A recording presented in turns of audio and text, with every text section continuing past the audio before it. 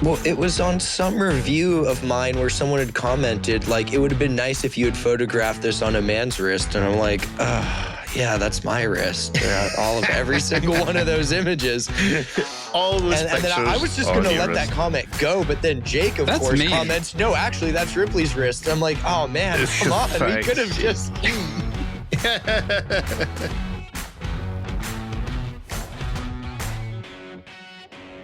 Greetings and welcome to this week's aBlogtoWatch Weekly. I would normally at this point recommend that you go to aBlogtoWatch Weekly live on YouTube to catch the preamble of the show. I think this might be the first preamble that I can't recommend you check out because it was about some video game. But basically it was the Ariel and Ripley show because myself and David had no clue what the other guys were on about. Some video games, and you have no sympathy for me in the F1 chats? No. You have to put up with that once a year at the most. So yeah, if you're interested in okay, I'll let you quickly say what was the video game, Ripley. Oh, well, I had to look all this up today. I've never played it. I should have phoned Ariel to ask. It is Death Stranding 2 on the Beach, the sequel to the first Death Stranding. And apparently the first Death Stranding was related to a watch, so you can go and get plenty of context from Ariel on aBlogtoWatch about the first one, and then read all about the second one that I will be covering shortly. There's just a lot of insane merchandising around this game. That's really the biggest point. There's an insane amount of merchandising, high quality, weird stuff, very expensive. Yeah, like a $1,500 automatic titanium Hamilton. Okay, because they're doing it again, David. They're doing it again. They're talking about this watch in this game. We've no idea what they're on about. Must talk about something else. Right, let's talk about... Must divert. Must divert. Let's talk about something from David. David, you have an article published, Grinding Gears, one of our favourite series, and this is the watch industry should celebrate its own stars more. Who is the biggest star in the watch industry at the moment? That's a really good question. I don't think there is one at the moment. It used to be Jean-Claude Biver, I think. The dead guy. You know, they keep celebrating Genta. Yeah, that's true. Posthumous celebrations, yes. No one's talked about Breguet in a while. Such a shame. He was the hero how old for a while. Breguet? How old in the the Breguet hundreds. Well over 200 years. 200 and something. No one spoke about it for about 199 years. Doxa celebrated Clive Cussler's birthday with a watch, even though he wasn't there to be alive to celebrate that birthday. So why can't Breguet celebrate their founders? Why can't Breguet celebrate Breguet's birthday? True. So David, give us the too long didn't read on this. Well, it's the too long, but you should read. Okay, that's fair. I'm not sure. I can't do the what do you call it in my head quickly enough to give you the letters from the start of that phrase. The TLDR on this is that, folks should, I think brands should consider that, brands are more relatable if there's a face behind them and it's not something that is on rotation as it is with ambassadors, testimonies, and celebrities and whatnot, right? So I think it's extremely difficult to attach many of the things that we like in a watch to the person who designed it or who invented it or who created it, even though we start doing that the moment that person dies. If it's something from the past, oh, he did it. Oh, look at this person. But while he or she is still awake, not awake, but like alive, it's like, oh, well, let's hide that person. We really don't want anyone to speak to them. We don't want them to have access to the media or to anybody else. It's extremely difficult to get access to the people who design and create and dream up the watches that we know and love and celebrate today. And I just find it super odd. I understand that brands want to exercise caution because, it's not great for any brand to be too attached to any person because people come and go, and if a brand gets too attached to somebody and then that person leaves the brand, then it's a problem. So there are a few things here that should be managed, but at the same time, somehow the car industry seems to be able to figure this out. Even the tech industry, which is a much faster paced industry than the watch industry. So I think there's a lot to be gained and very little to be risked by celebrating some of the designers and engineers in the industry today. I mean, this man on the screen is probably someone who's involved in the mass production of watches. at Bulgari? Is he probably the most day-to-day, well-known watchman? He's famous for being of the few creative directors who has the ability to speak on behalf of the brand in the watch industry. That's really, I mean, don't get me wrong, he's talented at what he does, but he's noteworthy for being rare of A, being a creative director at a watch brand, and B, being allowed to speak on behalf of the brand. So this is Fabrizio Buonamassa of Bulgari. Is there something, like last week we went through the watch brands and their scale, like how many watches they're selling, how much money they're making. Is there something inversely proportional that the higher up that tree you get, the less you know about the people who are actually making the watches? So Rolex at the top. Does anybody know a Rolex watch, an actual Rolex watchmaker or designer? Does anybody know who these people are? You maybe know the chief executive. If you scroll up a little bit, if you scroll up a little bit, there's one picture from Rolex where you cannot identify the person. More. Scroll a little bit more, and there it is. You know, that's a Rolex watchmaker right there. Not even their mom could, recognize them. It's hilarious. So then that's the face of Rolex watches. The face of Rolex watches, and then let's say that you then have the big, well-known Patek. Only guy we know there's Cherry Stern, and that knowledge not exactly going well this year. He wants you to know. He does everything. He does every single thing. Yeah, he does every job there. Polishes the desks. Yes, I forgot about that. He's the cleaner. When they say the face of the company, it's a smiling face that you want to slap with a wet fish. Yeah. AP, okay. They had the former CEO, Ben Amias. He was so Benny from Crossroads is left now, for those of you in the UK. For worse, he was definitely the face of the company. Oh my God. But do we know anyone that designs watches at AP? Who else? We've got Vacheron. But then when you get down to the likes of Doxa or, even interestingly, the Japanese. Do we know more about who designs the watches at Grand? Well, actually, it's the Mountain that designs the watches at Grand Seiko, isn't it? They're not allowed out of the micro artist studio. So let's look at this in the context. First of all, there's a huge desire from consumers to know the people. Look at the popularity of the artisanal run brand, the independents, the micro brands. The common thread amongst all of them is the person who does the design or the watchmaking is someone you can speak to, someone you can go and meet. You can understand something about, who went ahead and did that. You're buying from a person. These big brands don't offer that. And so it's sort of funny that the creative people at those brands, rather than being celebrated, have to quit and start their own entrepreneurial endeavor much of the time in order to be recognized.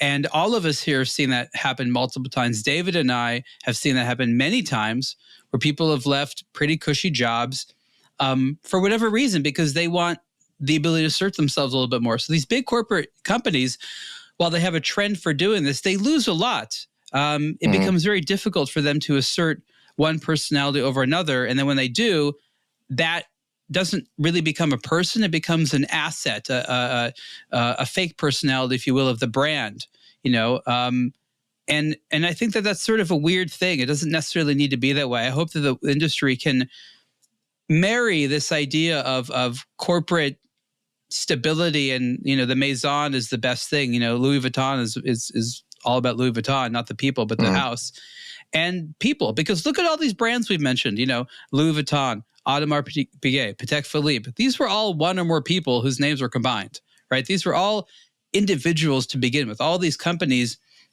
many of their names are still related to strong personalities who began them. Even though Rolex is not anyone's name, it's all attributed to one man's vision, Hans Wilsdorf. So this fear of not giving people credit is doing them a disservice, because people are gravitated towards other people. And I think that's a very important element here. So it's a really important topic that David brings up, and it's not something that the watch industry has quite figured out how to contend with yet.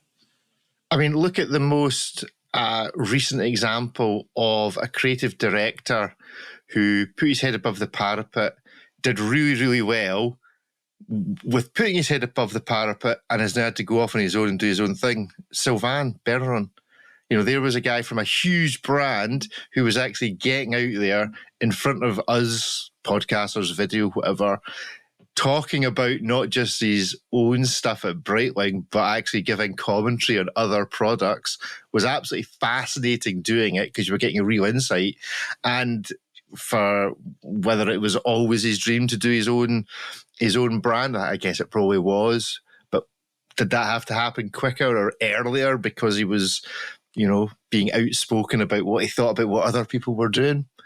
A tricky one. Have we got any up-and-comers in the big brands that we're beginning to hear from? Because you rightly say, Ariel, people love the micro brands and the boutique brands because the guy that makes the watch, the guy that designs the watch, the guy that speaks about it or whose name is on it is the one giving good copy to, frankly, watch media and other journalists. But is there anybody else out there that's coming through from the big brands that we're starting to hear from? I can't think of anybody, so there might not be. I mean, I hate to bring up names because we ultimately don't know who will end up being a lifer at that brand or another brand. Sometimes people are there a very long time, and they end up running the heritage department or something like that. Or they're there for a few years and then they break off. So it's very difficult to tell where the trajectory goes. It is often the case that these up-and-coming stars do end up having promising careers. They are rewarded in some way or another, but it's so difficult to tell if they're going to go into managerial or entrepreneurialism, if they're going to fail 3 times before they make it. I hate to sort of guess knowing how many variables we just can't track. Well, maybe a fairer question, I don't know whether anyone's prepared to answer it nonetheless, is who are the most impressive executives who might not be directly that are actually making the watches? But if you were to set up your own watch brand, who would you be asking to run it? Who would you be trying to get in to do the marketing? If you had to put a dream team together from all the watch brands, would you be employing anyone at any of the current watch brands? Is there anyone you've been impressed with? It's such a thorny issue. There's no one who I've heard universal praise for, right? All these leaders that are strong leaders that are admired. Maybe it's not in equal amounts of both, but no one of these people I've heard are universally good things about. Not everyone liked working with Biver. Definitely not everyone liked working with Hayek. All of these people that were great leaders and visionaries have their fair share of enemies and people they sort of toppled over. Some of them get accolades for being very good with people. Sometimes they're said, oh, but they're terrible with product. It's just really about the circumstances. The right personality requires both the right chemistry with the team members as well as the situation. They need to have the right budgets. Biver wouldn't have been anywhere if he didn't have money to spend, right? He had to have people listen to him for his messages to get, to get out there. So I think that it's really important to say people have to be married to money and a circumstance of being able to produce something. And that's, I think, why it's so challenging, because it's not just personalities. David, Ripley, anyone you've been particularly impressed by that you're prepared to name and possibly ruin their career by doing so? Bring them into the world of being a journalistic shill because we name them. Yeah, I think we give everyone proper credit whenever it's related to a particular subject or a matter, right? We discuss a lot of watches, a lot of marketing decisions here on this podcast. I wouldn't highlight anyone who's like, it's like, what do you think about this brand or that brand? I don't really like to praise brands or people. I like to give some sort of a context first and say that they are doing well in that regard or in that space or in that theme, right? So I don't think anyone is like a standout. Fabrizio Buonamassa, for sure, I highlighted in the article for a reason. He's great. He's very approachable. He's super knowledgeable. As far as CEOs go, I think maybe I could list Carl Friedrich Schäufele from Chopard. I think he's done an excellent job over the last several decades. And he's not switching anywhere. His Chopard, right? And we see how far he has taken that brand and that manufacturer. I really appreciate it when people that I speak to or speak with know the finest details, and it's extremely difficult to to get them into some sort of a matter of discussion in which they are not knowledgeable, because the moment we start getting into these things, some people, within a minute, we end up with a question that, oh, I have to look into that or whatever. But most of these people who live and breathe their own brand and their own creations know every single detail and know why they did it. And that is what I look for when I meet these people. I mean, is that part of the issue, is that when we find a watch we like, it's very difficult to praise the people behind it because we don't actually know who they are. We might know who the marketing consultant is that put the press release in front of us, but they didn't do anything other than be very organized and talented at doing marketing. But we don't actually know who the other people are who are involved in the watch for us to praise, other than those sending us the press releases, Ripley. Well, sometimes it also, for the bigger brands, might not be a single person, and that's what makes it hard. It's not like Gerald Genta sitting in a Geneva cafe drawing on a napkin and being like, this is inspired by a boat window or whatever. This is really more of, when you get to the bigger brands, there's different departments and people connect with watches on different levels. So if you really vibe with the story of the watch, that could have been entirely divorced from the design aspect. And for some creations, it might have been the design that came first and they came up with a story or some way to market it. And for others, it's the complete opposite. They knew what they wanted to do and it was up to the designer to bring it to life. And sometimes, for the watches that we really like, it's kind of a mix of multiple things. And so to celebrate a single person when in reality, it was multiple departments, each spanning multiple people that put it together, kind of makes it harder for the bigger brands, which is why we probably only see it at the little independent level, where it's like, obviously a lot of people worked on it to put it together, but when it's one person's vision, at least the genesis of it, it's a bit easier rather than X, Y, or Z release, because we had to fill X number of new SKUs for the calendar to coincide with these other initiatives. You know what I mean? Like Tag making a new F1 watch, I don't think that had anything to do with a designer walking in one day and being like, Ferrari. That was probably something to do with an enormous amount of money that they had paid to be the title sponsor of F1. It's like, okay, well, we're going to have a new F1 watch for that. So, that's a very different type of product that gets put forward and different people that work on it than like Max Booster one day being like, I want to make an alien house that you can wear on your wrist. And, let's figure out how to do that, guys. I mean, is there anyone around? Is there a new Gerald Genta? Is there ever going to be that kind of character? To what extent was Gerald Genta this? Excuse me a minute while I try to make this question make sense.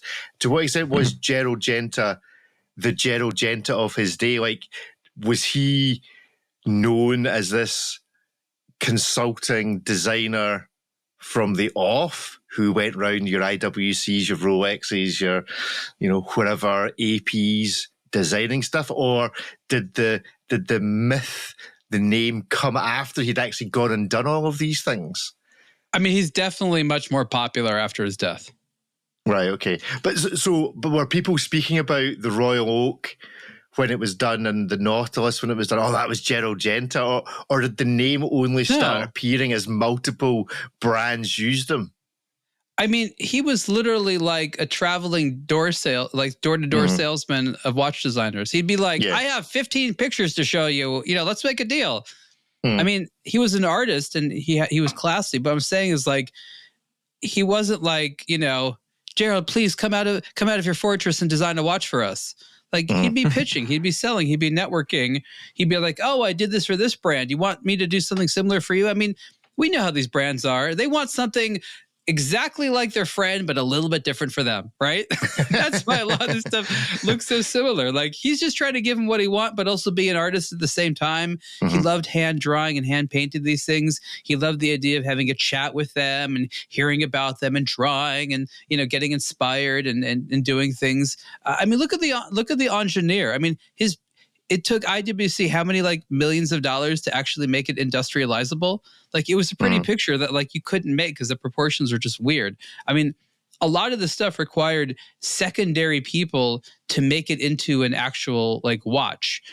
He was creating beautiful art and visuals that were jewelry-esque, but a man could wear, that then needed the watch industry to turn into a watch, right? Like, so this industry right now, they're like, they don't like this anymore. They're like, oh, we only want to work with designers to understand all the technical stuff and all the material stuff, and then understand how cheap we actually are, that we don't want to do new things.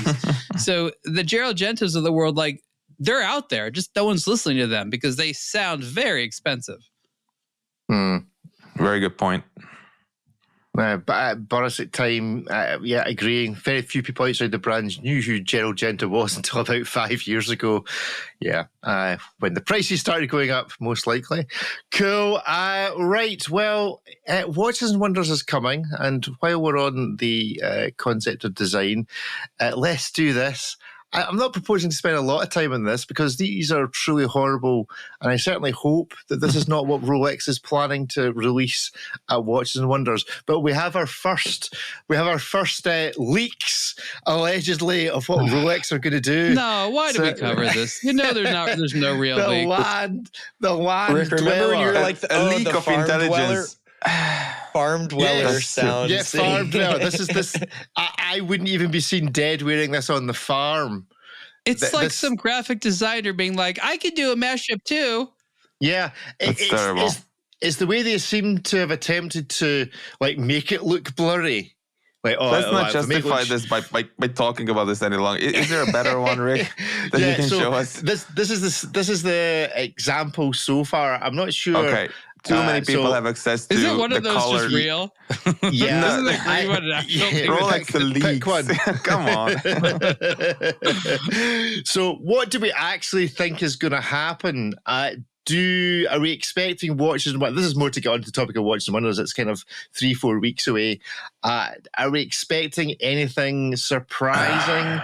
Do we think that a lot of folk last year were like, 2024 felt a bit kind of plodding, and everybody was treading water, and everyone was like, oh, well, I'll be fine. Next year, there'll be lots of great things coming. They're all keeping their powder dry, COVID recovery, all the rest of it takes a couple of years. Rick, let me ask you something. You know how they can trick us every single time? By having no strategy, by making it absolutely random. You can't predict random. You can guess and just like get lucky, but you can't predict random. They have a bunch of finished watches. They might as well put them in a randomizer and say, hey, pick 6 of them. Like, that's literally how it goes sometimes. They sit there, they pride themselves on not being able to be predicted. Okay? They get off on it. So the only way to ensure that is to make it so random that there is no strategy that we can consider. Okay. So what does that actually mean for Watches and Wonders then? They've got like about 20 new brands there, I think, this year. So they've expanded the premises. It just means we show up to Rolex, we shake hands, we smile, and we're like, what you got for us? And we act surprised because we are, but we also know that the conversation is going to be identical no matter what it is that they release. Listen, it just allows me to put the title of the show Rolex Leaks. Yeah, it's all about clickbait. Actually, the whole watch industry fundamentally is just about clickbait now. Make a question mark. Rolex Leaks? Rolex leaks what? And then have a picture of your face looking very exasperated. Very surprised. Who can give us the most exasperated face? Right, Ariel, give us an exasperated face. You need to lean slightly further to the left of your mic so we can Photoshop crop it, but give us an attempt at an exasperated face. What's the face you're going to pull as soon as you see what Rolex actually produced? Right, 1, 2, 3, go. That's quite a good one, actually. 1, 2, 3, go. Just looking skyward, wishing I wasn't there. This just is me lamenting becoming the junk food of media. David, give us your best impression of your face upon seeing what Rolex are actually going to release. No, it's usually something like, oh my God. It's like, whenever I see that, I actually go on YouTube and say, like, don't recommend this channel. I don't want that drink. Not even in my recommendations. I kid you not, I've done that with every single channel on YouTube. Don't recommend this channel. Like, how do we end up there? They say like, oh, the algorithm, it likes that, but like, who? Why? I've yet to meet the person who wants to see like, as like as the thumbnail. Like, show me something relevant. I can explain the flawed logic. Okay, so YouTube and all these platforms, even though I think it's an outdated concept, are obsessed with people staying on the platform. Why? Because they found that the longer you stay on the platform, the more ads you'll see. And the way they make money is by selling ads, right? And they have found that type of content keeps you on the platform longer. But they're not really thinking too much more about it. Why? It mostly confuses and angers you. So it's like it's like meant to annoy you. It's like instigating you, like, I bet I can show you something you'll hate even more. So it comes with this flawed notion that the only value you have is by staying on the platform to keep watching ads. Also, apparently, when people are angry, they want solutions to their anger. And ads always promise great solutions to things. So I think they've also found that when people are upset, they also want to buy stuff. And I'm pretty sure that that's also a big part of it. But this has to do with them supporting their advertising business. Because the funny thing is that YouTube actually doesn't want more views. If there's anything YouTube has enough of, it's freaking views, just like people uploading junk content.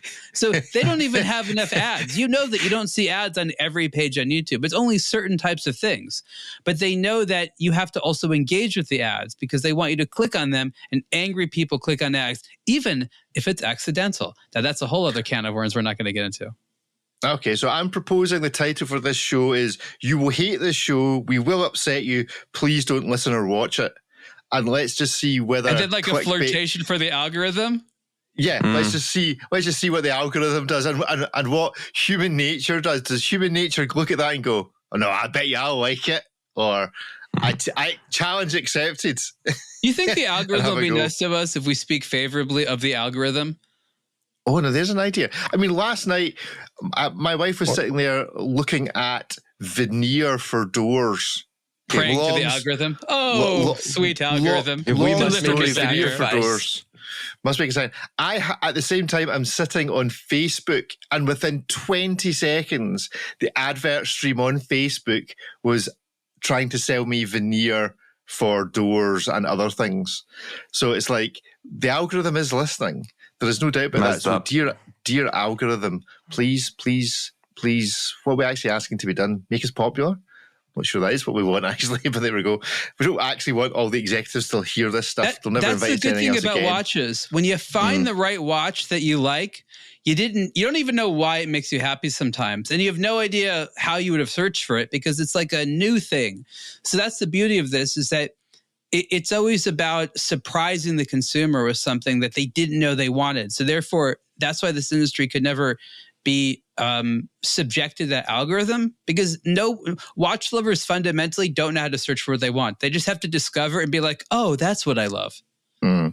Okay, so give us a prediction, because I know how you all love predictions and I love asking for them. The brand that's going to be at Watches and Wonders that's actually going to go, oh yeah, that's who's going to put on the best, not the best show, who's going to do the best in your opinion right now at Watches and Wonders? With everything you already know, what's the brand to look out for at Watches and Wonders this year? David?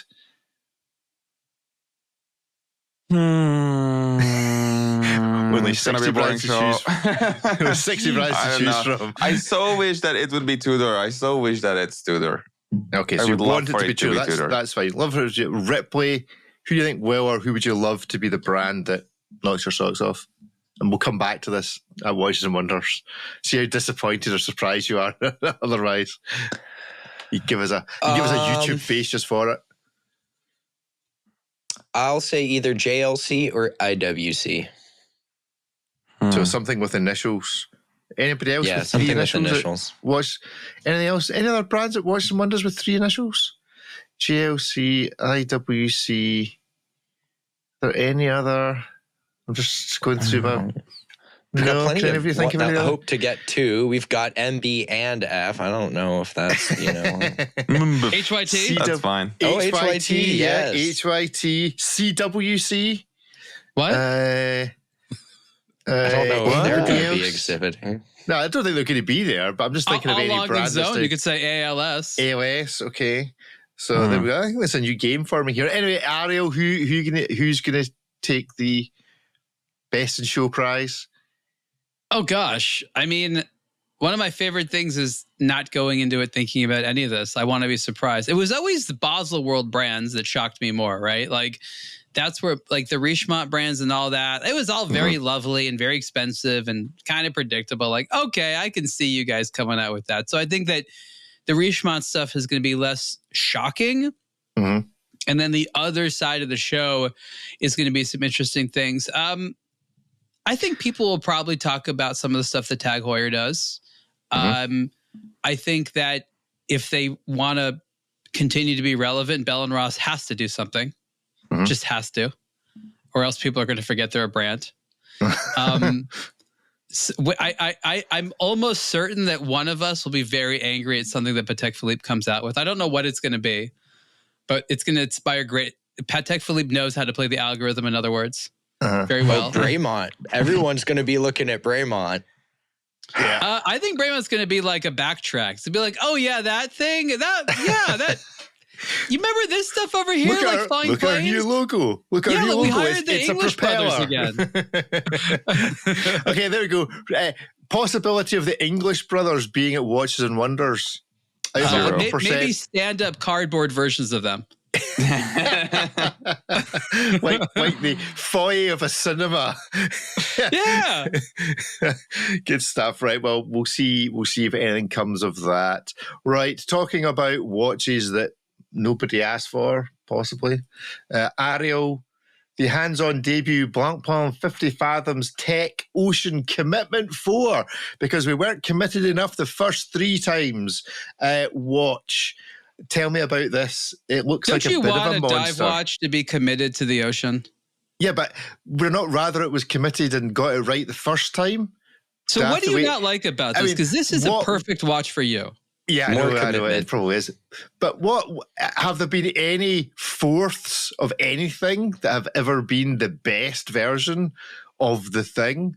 The fourth I suppose technically speaking, the fourth Star Wars film is actually the first Star Wars film, so it is the best one, potentially. Okay, it's hard to talk about this because Blancpain Ocean Commitment is a charity they have in-house. It's like their own charity. They made a watch for their own charity, in other words. Yeah, it sounds a bit dubious. We get away with that in the UK. So I just don't even think about that part of the watch. Also, this watch came out like a year after it was supposed to, and it was supposed to be a slightly different way of being featured. So yeah, there's the Ocean Commitment thing on the back, but I think if they had a sexier story they didn't go through. I don't care.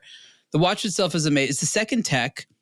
It's a slightly modern version of the 50 Fathoms. The first one was super weird and had like a 3-hour bezel and a weird diving hand. It was cool, but like if you weren't diving, it was silly. This is a little smaller case. It's their 3-hand 1315A in-house movement, which is an awesome movement. It's anti-magnetic, 5 days of power reserve. It's like a really expensive Baumatic. It's just Bob and Mercy. There's a brand that will always do something interesting at Watches and Wonders. Go on. Yeah, we'll see. So again, it's got the sapphire crystal over the bezel, very high grade titanium case. It's just nice. It's just cool. It's super comfortable. I would definitely go diving with it. The hour markers are like milled pieces of loom, so it's like really legible. Does it need to cost a bit over $20,000? No, but if you can afford it, hey, why not? Feels good, right? And what size is it? 47 mil, I think. No, it's lower than that's with the first one. This is like 44, 45. 44, 45. Oh, so it's maybe wearable. Watch the lug. It looks really tall. It looks like a skinny but tall watch with those non-existent yet long lugs. It's so weird. Used for $21,000. It looks like a luxury diving instrument, and it's cool. I like it. I think most people would dig this when they put it on. Yes, the Ocean Commitment thing and that part of the name. Just forget all that. Don't worry about all the charity stuff. What is tech about this? It says tech, but better than the word pro. Come on. No, I disagree. I like pro more than tech. There's nothing tech about it. Tech means technology. 400-year technology and it's tech. Some exciting sounding, prefix, suffix, whatever. Tech. 50 fathoms old. A three-hand watch without a date, with a silly bezel that looks like every other bezel ever. Oh, it has the date. It does have a date, 4:30, right there where... So it does? Grief. Yeah, I hadn't even noticed that. It does have a date. Oh my God. That is truly awful. That's horrific. How difficult is it to figure out a date? Not everyone at Blancpain likes that date, David. I just want you to know that. That is a controversial date. I feel relieved. I don't mind a 4:30 date. I actually think it's reasonably good, but this is awful. This does not work at all. Maybe it's just the photos. You're like, it's not as simple as on my Panerized. That's the tech, though. That's the tech. That's the tech part. It should have like a little arrow that points at the date, like tech. It's like right there. I think second, as you suggested, David, needs to put meh on this, and then a series of arrows that point to where the date is. Or the dial artist guy, Chris can be... I'm not sure I want to invest $23,000 in this just for someone to paint it, although it might be an improvement. That's horrible. I want the version that says mech on it. Mechanical tech. Mech tech. Oh, so bad. Anyway, I mean, I was about to get offended at the heel of my skate valve when I'm like, no, wait a minute, that date. Honestly, I've looked at this article and I did not notice that date window until it was pointed out, which I suppose you could argue that's a good thing. Yes. But you could also argue that as soon as you might actually buy this watch, still not noticing there's a date on it, and then only some moments after you've reached the regret of purchasing it when you notice, wait a minute, I bought a watch with a date. I hate date windows. Look at this. It kind of sneaks up on you and clobbers you. If you spent over 20 grand on it without realizing there's a date, you deserve that that feeling of regret. This is just what should happen to you if you manage that. Right, Ripley, you did a hands-on with, if I can find it, this particular watch, the Tudor Pelagos FXD GMT. Thoughts, feelings, emotions? A lot of three-letter terms you like. Yeah, Rick, yes. If you wanted 3 letters, here you go. Thoughts, feelings, so it's 2 hours in the morning. TFE, that'll be my brand. TFE to compete with GLC, IWC, HYT, AOS. Tag, does tag effectively count as a 3? No, I have a favorite thing about this watch. RZE, yeah. Yeah, RZE. There we go. Anyway, Tudor FXD. I love the font on the bezel, the GMT scale font. It's a great font. I love that it's big. This watch is completely saved by the oddly effective bidirectional rotating 24-hour scale bezel. I like a lot about this watch. It's a little big for my taste because it's 42 mil, but that's kind of goes for all of the FXDs. The thing to remember is they're not. This platform's supposed to be like a very purpose-built one, not something for people like myself in build and occupation. But I love it. It's got the fixed bars. It's a GMT equipped version of their, basically kind of the standard FXD. 24-hour bezel instead of a countdown or elapsed time. Interesting about it, it's a grade 2 titanium, but the case back's grade 5, which is different than the regular Pelagos models, which are titanium with a stainless steel back. It's got the vintage E colored lume, but on this watch, because so much of it is modern, aside from kind of, certain cues of the design language, it doesn't really feel vintage inspired. It kind of just feels more like a desert opsy looking piece. But if I had to get a Tudor right now, this would definitely be on my short list. It'd be either this, maybe the Blancpain 54 or the 58 GMT, which is a great size. How do you feel about that date? Great date. Hold on 2 seconds. I'm just realizing what my problem, because in the chat, Boris has pointed it out. The issue is this, that the date wheel has not been adjusted so that the numbers are straight. Yeah, I was going to bring it up actually, but I just thought we could move on. But excellent point. You just wanted to forget about it. They could just rotate it like this. Just rotate it 45 degrees, the actual numbers in the window, and it might improve it. Because can you imagine what the 3 is going to look like, or the 20? Yeah, that's just horrific. Maybe Sorry, it's back a to driver's date. So when you're driving your car, like when the watches that they tilt, the natural positioning is perfectly aligned for you. Maybe it's an unrecognized genius. Clearly, they gave the design of the date window to just one individual designer who thought, I know what I'll do with this. I'll make it a driver's date, because that's what you need. You're all looking at the date window far too much, in my opinion. Yeah, well, maybe. So date window in this Tudor, other than it not being color-coded. Oh, it is color-coded. I mean, it looks different in the photos because the loom is a different material, but they didn't just put a stark white date disc. It is that kind of like a tanny tint to it to kind of better. Right. So there really isn't like a lick of white on the whole watch. It's kind of all different hues of kind of warm colors ranging from orange to tan, and then you get the black dial and bezel.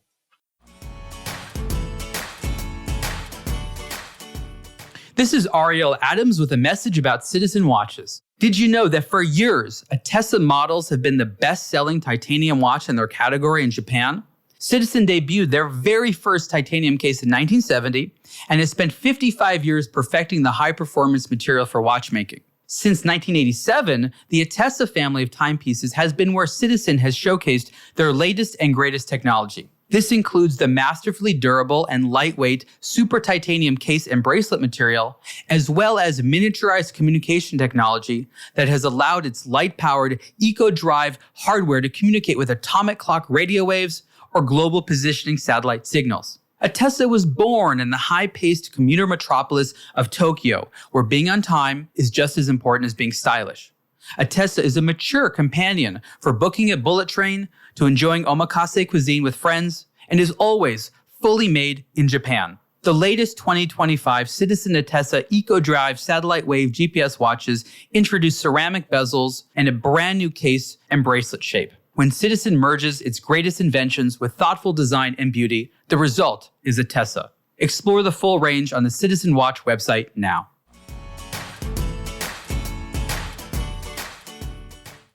So, David, is this the sort of thing that you look forward to Tudor repeating, or at Watches and Wonders, or is your desire to have Tudor do well based on them doing something so completely different from this to keep your interest? I look forward to them not repeating something for once. I think maybe some cool chrono would be nice with better proportions and stuff. I think they have the movement for it. I think they have the collection and the brand to support it. A new chrono would be great to have. A new chrono from Tudor. Yeah, for about $5,000, not more. I mean, what do we think we're going to see in terms of price inflation? I mean, we're now talking that, chronographs that were 5 are now 8 or 11, and it just keeps going heavenward. Do we think that that's going to just be a reflection? It's already an ugly practice. It's being... Everyone outside of Switzerland has condemned it. And it's starting to be a shameful thing in Switzerland. It was going on because no one was saying, guys, what the hell are you doing? Now people are saying, the hell are you greedy people doing? And they're like, oh, you noticed? Well, we'll figure something out. So there's, they don't really scale back, but they come out with new models that are less. There have been some price reductions. I hear some stories about that.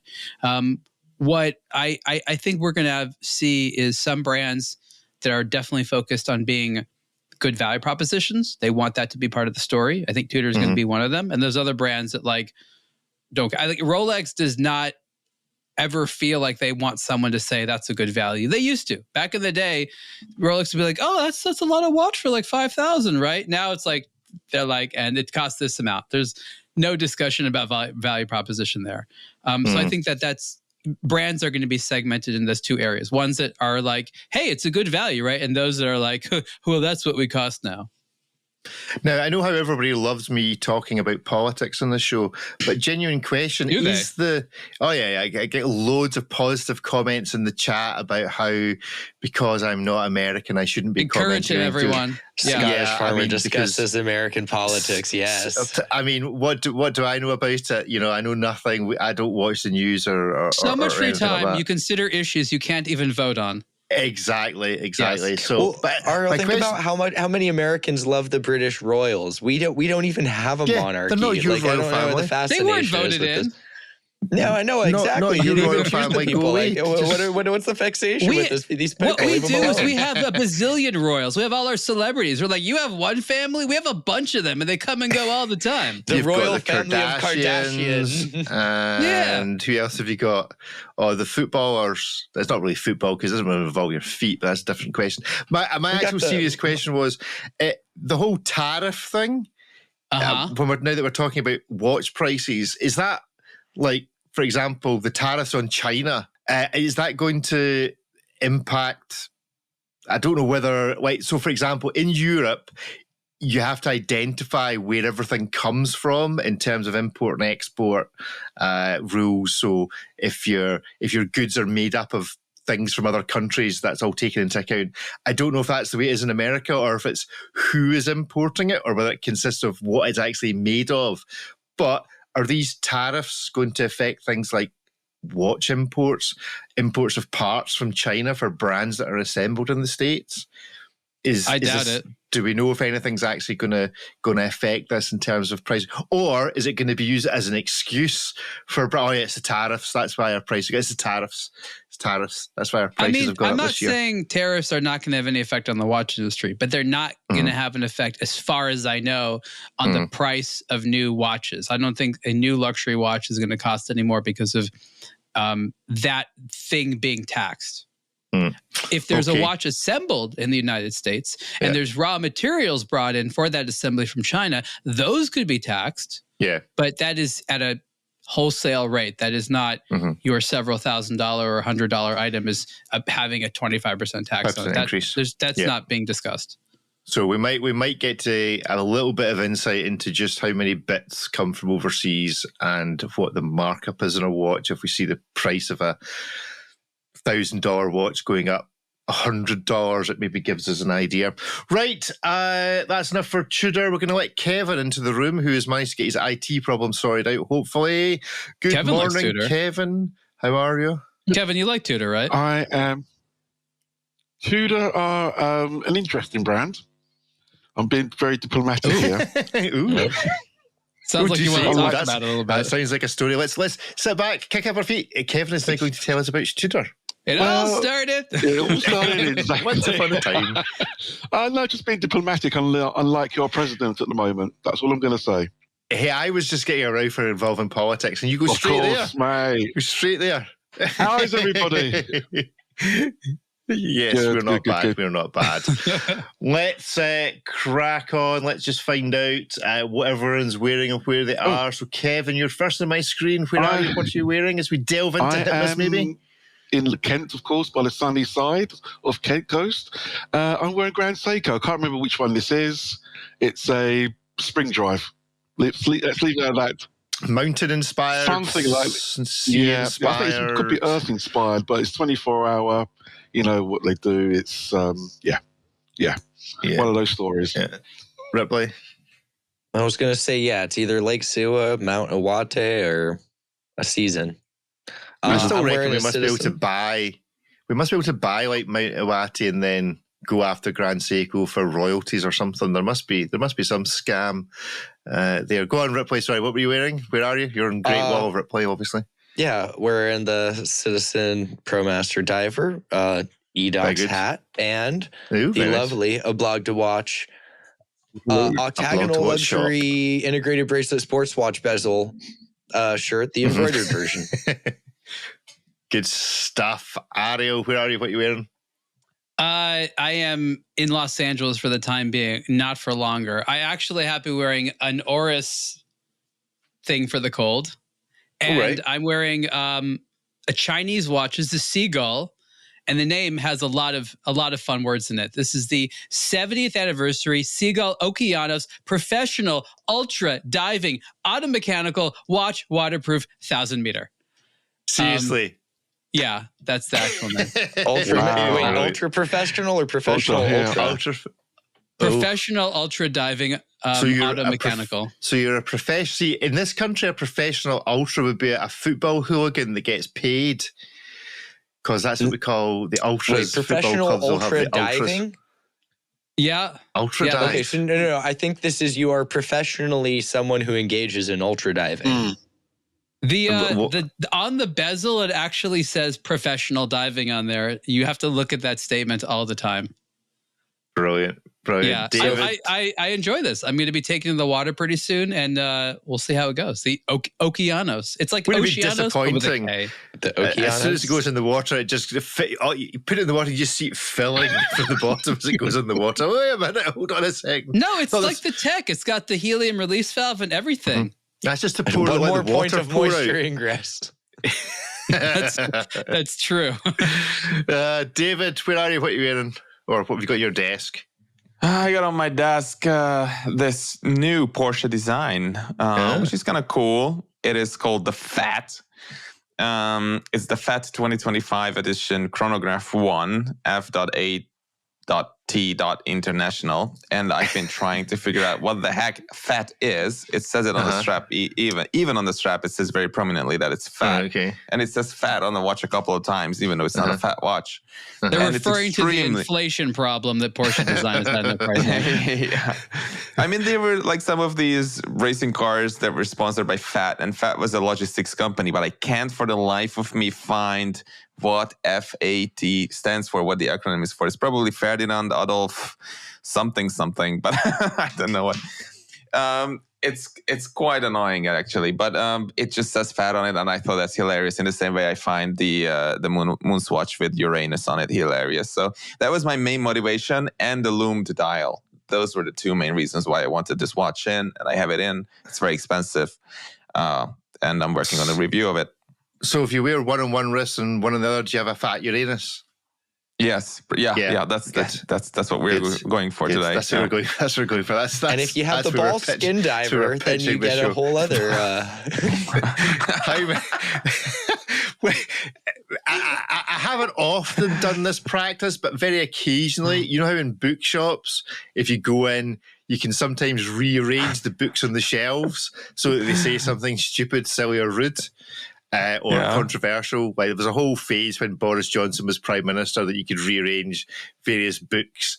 And it also has the Donald Trump, that you can rearrange books and shelves so it's surrounded by books that talk about, imposter syndrome or fascism or whatever, just for a giggle. Is there a particular order of watches that you could put them in that would be the funniest or the rudest? I think we've already identified 3 of the brands. Then Bolskin Diver, Fat Uranus. I think that we've already nailed it. Okay, it is an Ball Skin Diver Fat Uranus. That's the show title. It was either that or You Will Hate This Show, We Will Upset You, Please Do Not Listen to It. Yeah. And if you do, then you're a Ball Skin Diver Fat Uranus. I think Bolskin Diver is more inviting than don't listen to it. Right, okay. Bowskin Diver. Right, okay. Well, all I found was French logistics company. It's so mysterious. Yeah, meanwhile, Ariel's trying to figure out what FAT stands for. When we were being immature and silly, Ariel's doing some Indeed it was. research. But what does F.A.T stands for? I just don't, there's I'm no pretty information sure F on is it. for French or France. They're usually very like T will be for transportation. Yeah. What kind of movement is it? What if it's just like Ferdinand's French auto automatic transport, timepiece? right? It'll just sound French auto transport. It almost certainly exactly Congratulations. that. Almost certainly is exactly that. Right, let's. I'm in Scotland wearing a Panerai, so no news there. Let's look at this article to base our hit miss maybe on, and this is the flyback that Mike does. Does he do it every? He doesn't do it every week. Is it every fortnight? Actually, no. I've seen lots of them. They're very good. Go and check out the fly I think bar. every other week is what Every we're other going week, at now. every other week at this moment. Yeah. So the first we are going. This is kind of the watches that were released that we didn't really have a full article on, etc., etc. And so the first one up is the Mido Commander 1959 Pixels. I quite like the look of this. It's a astonishingly fun 37mm watch. Does anyone have any particular opinions on Mido they would like to share before we go into hit miss maybe on this? Is Mido a brand we're liking at the moment, doing good things? Or, I mean, this strikes me as a bit left field from them as a brand. I just want to see somebody wearing this. It's not going to be me, but I'd like to see it on somebody. I'd wear it. Okay, that's great. That works. I mean, it's 37mm, so it's going to get lost. With no lugs. Probably. With no lugs. So Super cool. It will look like you are in the 70s. Bright purple pink. Goes with Tudor. Yeah. Tissot Powermatic equivalent of the Mido Caliber 80. Why do brands do this? Why do they not just tell you what's in it rather than making us... I mean, would it not be better for them just to confess what's in it that we know, rather than us being like, "Oh, blimey, you're just doing another thing of trying to hide it"? That's the Powermatic 80. Everyone knows the that. The Mido Caliber 80, which is the same if the number is 80 in it, that's watch. You know exactly what it is. Unless it's Hamilton, because the number I think is 50. It's like the H50, and then that's their version, even though it has an 80-hour power reserve. No, they have the H80 too. Well, they have an H10. Yeah, there's that. I think, is it the chronograph or something? No, H10 I think is the no-date version of... I want to say the H50 is the one that rather confusingly has 80 hours. Well, they also have Powermatic 80 that they use that term. I'm just saying, in the scheme of hiding movements, this is not very bad. All right, okay, so they're not attempting it. Right, well, let's give this... Well, let's just check what's on the Mido website. Let's see if the Mido website is It's also not very expensive. No. What we're talking, 740 notes for that does seem quite Mechanical, reasonable. Sparkly dial. Yeah. It's very cheerful. Doesn't appear to be anywhere on their website, very obvious. Oh, no, there we go, the Commander. Let's switch to the website here. For those watching on a blog to watch weekly live, the Mido. Doesn't really feel like a Commander of a watch. That would be the only thing. That's a good point. Sorry, UK. $740 in the USA, 980 quid in the UK, which is like about $1,100. Okay, that's why I know what I'm voting now. Obviously, the American one didn't have taxes on it, distribution, and that's bizarre. It's a bit of a leap. I mean, we were criticizing Donald Trump for his That's right. Taxes are not included in our prices. We're very skeezy that way. Right. Okay. Yeah. There's a lot of things that we don't include in the cost in America that you end up having to pay for. It doesn't feel like the watch that should have the name Commander. Commander Bond is not wearing this watch. But there we go. So let's give it a vote. So on the count of 3, is it a hit, a miss, or a maybe? 1, 2, 3, go. Hit, miss, maybe. Well, I'll be honest, it's a miss because of the price. It's also a miss because I seem to have lost my hit and maybe bits of paper. So everything's getting a miss this week. Kevin, why is it a hit? Sorry. It's just the randomness of life. It certainly is. Actually, it's a fun watch. It's just a fun watch. Nice and bright and sparkly and great for cocktail parties or whatever. If it was lovely 37mm ladies watch, yeah, I suppose so. But I'm sure there'd be a few men who would love to wear this. I would be one of them, but it's just a little bit too small. I'd wear it. But it's just a fun watch. Not too pricey. Let's all turn up to watching and wonders wearing this. Exactly. But yeah, it's cool. It's a cool piece. And only I like the fact that it's got no... Pardon, Ripley?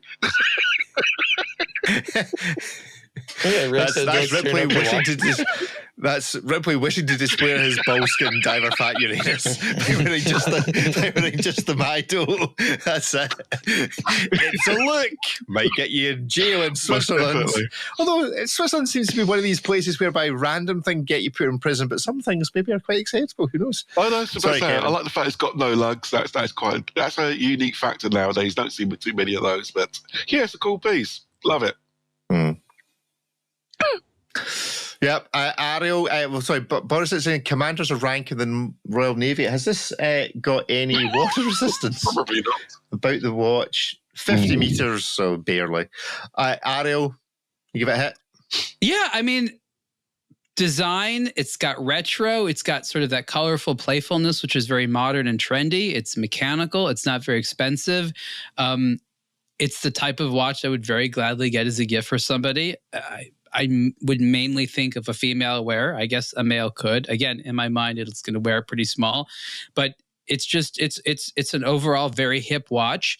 And I think of other watches from brands that would charge many, many, many thousands for this. And, if a Piaget came out with something with a similar shape and dial colors, obviously they would have finer materials, but we'd all be like, it'd just be so expensive. It wouldn't even be something we could. That we have luxury watches that we can feasibly think about affording as a gift, let alone for ourselves, is, I don't know, just nice. I'm happy they aren't charging thousands of bucks for it. Yeah, although they are in the UK. David, sorry. Yeah, I'm not too thrilled about the price difference there, and also the movement naming scheme. There's a grinding gears from a couple of years back, and maybe some other.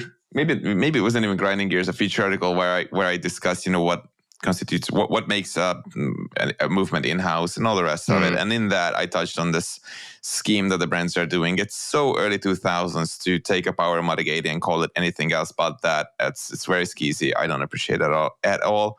The watch is funky looking, so the designer did their job well, I think. And it's not hideously overpriced, as long as it's $740. So yeah, overall not too bad. Yeah. Grand Ripley.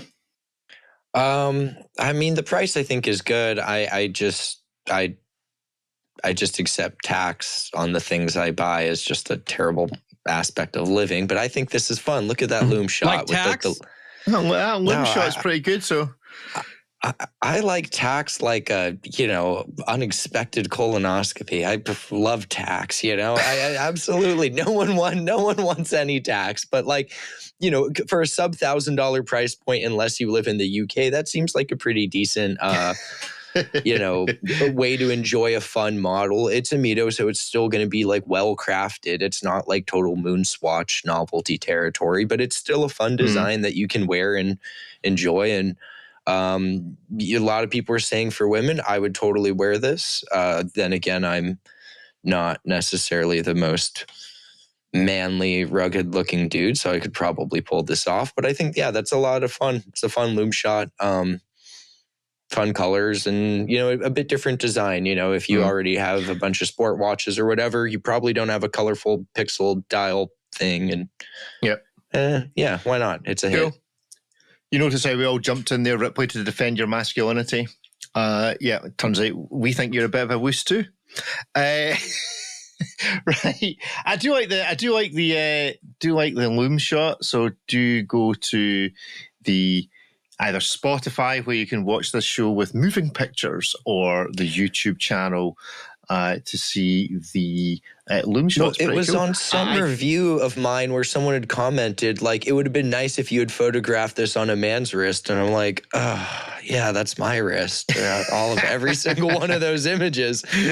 All those pictures. And then I was just going to let that comment go. But then Jake, of course, comments, no, actually, that's Ripley's wrist. I'm like, oh, man, come on. We could have just...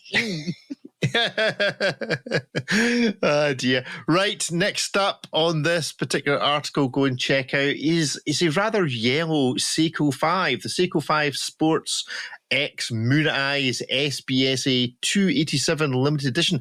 I do rather like this. I have no idea who Moon Eyes is. It sounds like a collaboration with, I'm not sure what it sounds like a collaboration with. I think it's got something to do with cars. And so the Moon Eyes thing doesn't really seem to match what it's doing. It doesn't lead you there to think that it's a car. I think is it drag racing? Does anybody know? Is that what it is? Or have I picked that up from somewhere that's completely incorrect? No. Yeah, nobody drag else knows who racing, Moon Eyes hot is. Rods. Yeah, that sort of thing. Being hot rods, more things that go straight than turn. Yeah, we'll not judge it based on our collaboration scale, but I don't think it would do terribly well. But It is a pretty cool looking watch. Day-date display, 420 USD, so probably about £15,000 if you're buying it over here. Limited, so to speak, to 1,500, which I think we've already decided does not make a limited edition. 1,500 is not a limited edition. 1,500 is just how many you're making. It doesn't make it limited edition. What do we think of this? Any initial comments before we vote? Do we like Seiko 5? Still a good entry level for everybody? It's fun. Fun watch. Fun and decent watch. Cool. Okay. Right. Well, let's give it a vote. So on the count of 3, is this a hit, a miss, or a maybe? 1, 2, 3, go! Maybe, and a miss. I'd have given it a maybe if... actually, I might even give it a hit. I don't know, lost my sign. So there we go. So, Kevin, why is it a maybe? I mean, first of all, the price it's a good price point. That's the good thing about it. It just reminds me of maybe a Bumblebee, or maybe it should the tie-up should be with the film Bumblebee, I think. Is it Marvel or whatever? Transformers. Yes. I mean, I like bright colours, don't get me wrong, but in this particular aspect, it doesn't quite work for me. I think it's maybe the bezel and the numerals on the bezel, and the fact that the black and white alternates around the bezel, perhaps. I don't know, there's something not quite right with it. It doesn't quite sit well with me. I'm sure it'll do very, very well. I mean, it's limited, so thank God for that. I won't see too many of those in the wild. But it's okay. The price point's great. It's not horrendously expensive. I mean, look at that. I expected it to be something like £2,500, to be perfectly honest, in Seiko. But it's okay. They'll sell out. Those eyes just look weird. It just looks like it will follow you all the way around. You know, it's got... It's Seiko is watching you. Yeah, we didn't do guess the price of Seiko. Maybe we should. On Ariel, what do you think? Well, I must disclaim that I don't know what Moon Eyes is, and it means nothing to me. So whatever positive association some people might have, I don't know. I know that Casio did a Moon Eyes thing. I think that what everyone is not saying is that despite the fact that the Seiko 5 is a great base, this is a very ugly watch. It's got some nice elements in principle, but it's hideous and you wouldn't want to date it or sit across from it at dinner. So that's really the problem here. Puke yellow. David? I voted a maybe. I can hear the rattling sound of that bracelet all the way from here just by looking at the static image. So I think it's like one of those things. It's like, rather than an optical illusion whereby if you put a picture up, this design set, it looks like it's moving. This is like an audio illusion. You put this picture up and you can hear the picture. Is that synesthesia? Is it synesthesia whereby you hear colours? Is that what it's called? It's the watch equivalent of that. Synesthesia. It's an attack on the senses, this watch. But, it's funky. I think it's a good way to experience color, contrast, a funky design, see how you react to it, and, see what it's like to wear such an outlandish watch on a day-to-day basis. And it's bound to be pretty cheap. So, overall, I like Seiko 5, and I like that Seiko is, still entertaining new options for this watch. So that's cool. Ripley? I gave it a maybe. There's a lot I like about it. It's a proven platform, this kind of SKX style case. I'm not sure what patterns embossed on the dial, and the dial itself kind of reminds me of like the color of like very dehydrated urine. Not necessarily in just a bad way, but like I think it's just the sunburst pattern, but I don't think it's a hideous watch. I like the color. I think the price is good. But yeah, I like it. I gave it a maybe. If you like Moon Eyes or kind of that world, and you could spend a lot more money and get a worse watch for the money. Okay. Glowing reviews. Well, okay, now we didn't do guess the price of the Seiko or anything like that. What we're going to do is we're going to guess how many clicks it will take me to find this watch on the Seiko website. So very quickly, Kevin, how many clicks? We don't have enough time for that, Rick. Ariel is probably the right answer. There's just not enough time in the world. Ariel, how many clicks to find this watch?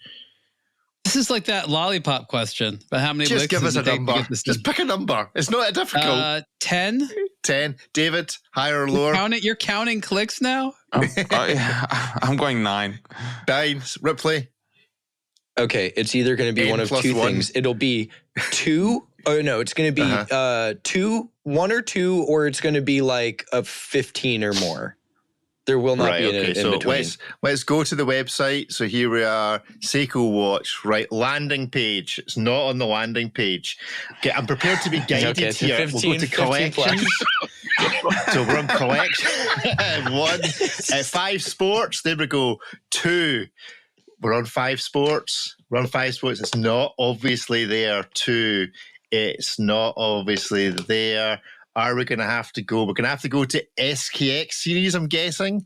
So but how would you know that? You don't know that. Scroll all the way down. So there it is. Third click. There it is. We have it in 5. It's a miracle. There we go.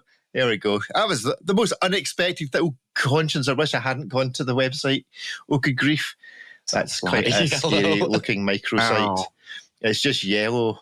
There we go. Yeah. Anyway, so there we go. Remarkable. I am surprised. Okay, I was also surprised at this from the brand Junghans, and this is the Junghans Mega Futura. Serious brands making digital watches is becoming a thing, according to Mike. It is a $495 digital watch just with Junghans written on it. Looks pretty cool. They've been doing digital watches for more than 20 years. Right. Limited to 80 pieces. I quite like this, but what do you guys think? Is this a hit? Is it a miss or a maybe? 1, 2, 3, go. Hit, maybe, and a miss for me again because I've lost my signs. Right. Kevin, giving you the Girard Perregaux expensive Boulevard digital watch vibes 100%. from a normally analog 100%. brand. I mean, I like digital watches. I do like any digital, well, especially. But this one's slightly different than the Girard Perregaux ones. It seems to be a little bit smaller. It sits on your wrist. I mean, can you bring up the picture again? Sorry. Mm-hmm. Yes, I certainly can. Hold on a second. So there we go. There's the Junghans. And the fact that you look on it on the down as opposed to having it on the horizontal, it's just makes it's a straightforward watch. Comes in different colours and finishes. Yes, there are some other options. There is a brushed stainless steel look, a brushed stainless steel look, and a brushed stainless steel look. So yeah, three options, all brushed stainless steel. They were like, oh, this is great. It just looks so great in brushed stainless steel. Wow. Just do it in all the colours of brushed stainless steel. It's a nice piece. It does remind me a bit of the poor man's version of the AP Brutalist, the remastered, which was my watch of the year last year. It's got that elongated rectangular side to it. Fortunately, it doesn't have the. Oh, it's the AP of absolutely. There's your tagline: the AP of digital watches. But yeah, I like it. I do like it. It's different. It's quirky. Once people know about it, I'm sure they'll sell out of the full 80. Is it 80 per color? Or 80? Yeah. I would be tempted. I would be tempted to this. It's different for the money. Well, it's not bad. Not bad. Ariel, you spend €600 on this? I am a fan of high-end digital screens. I think that one of the things that people who aren't familiar with this very niche slice of high-end watches is these are like supposed to really emphasize nice LCD screens when they're done well. So it's looking at them is supposed to be good. I imagine that it would reveal itself exactly how to read this watch if I'm wearing it, but I'm confused as to exactly. Yeah, I'm just realizing there's one too many digits. There's one too many digits in this watch. Like I think the 8 is the running. I think it's the running second. No, I think it's the running seconds. No, the running seconds is 335. I think that's. I think it's a guessing. date. The functions include date, weekday, calendar week, and 12 or 24-hour display. So it can. Okay. Well, I guess it it's could display something. a bunch of things. It's something. It's Yeah. but yes, well spotted. It's certainly easier to spot as an additional numeral than that Blancpain from earlier on. There we go. But these are cool. But the thing is, it's like the amount of people out in the world that would comment and appreciate this is so tiny. Like, this is amongst the most niche watch when it comes to hoping that someone will recognize it and compliment you. No one's going to see this and be like, wow, that's not just a digital watch, but that's a fancy designer German digital watch. Let's discuss the screen. Like, just not going to happen ever. Mm-hmm. Clicking their fingernails across it. Junghans. David? Yeah, I gave it a miss. No, I gave it a maybe. The display is a miss for me. I don't think it's just that, interesting or refined or fascinating or sexy looking. I think it's just like, blah. It looks like every €50 boring kitchen wall clock display, which is quite depressing for me for some odd reason. But overall, the design is cool. The price is cool. Junghans claims that this was the first radio-controlled wristwatch back in 1990, the Mega Futura. And it's still I told you they've radio-controlled. been making these forever. Yeah, 35 years. It says 35 years Mega on the case back with a world map. That's the atomic one. They haven't always. They had it was analog digi for a long time. The full digital ones, I don't know how long they're making those. Yeah, okay. Well, this is pretty cool. Yeah, I don't mind it too much. Alrighty. We should actually do a review of everybody's kitchen wall clocks. We should actually get you all to take your cameras mobile and let's see what clocks you've got hanging on the wall at some point. You're not intrusive at all, are you? Who would live with a wall clock like this? Ripley? Well, I was going to say my wall clock is not on my kitchen wall. It's right there needing a battery. But I gave it a maybe. I like that it's got like a radio controlled movement. That's cool. Case is interesting. I think it definitely looks better in the all blacked out version with the standard brush steel with the regular LCD screen. Like David said, looks really kind of uninspiring. But the other ones are kind of cool with all blacked out case. It's kind of space agey, but yeah, good movement and not insanely expensive, so it's fun. I gave it a maybe. I think there's a few things that could have been done to make it a little more exciting, but again, they're paying tribute to something that's been around 35 years. I do wonder why on the media shots, the main media one has us at 3:35 with what we think is the 8th day, but the others are 2:32 with a 4. Now, somebody's made that decision.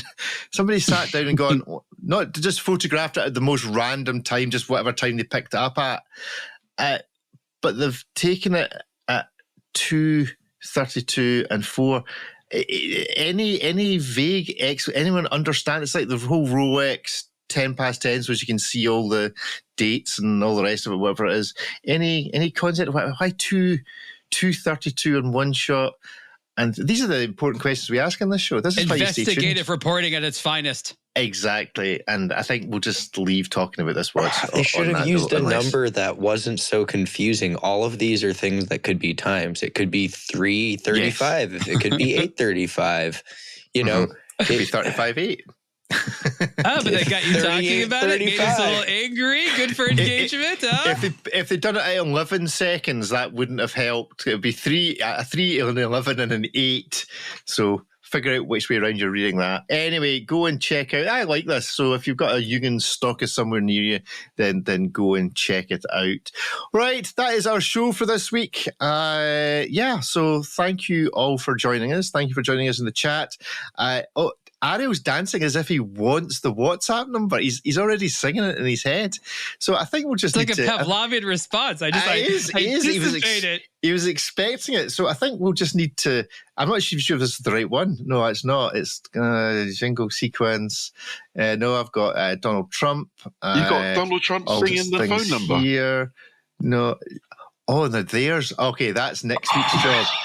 aBlogtoWatch. I don't know if this is the right jingle, but we'll fade out the show in this. So thank you all very much for watching online and taking part in the chat and for listening. See you soon.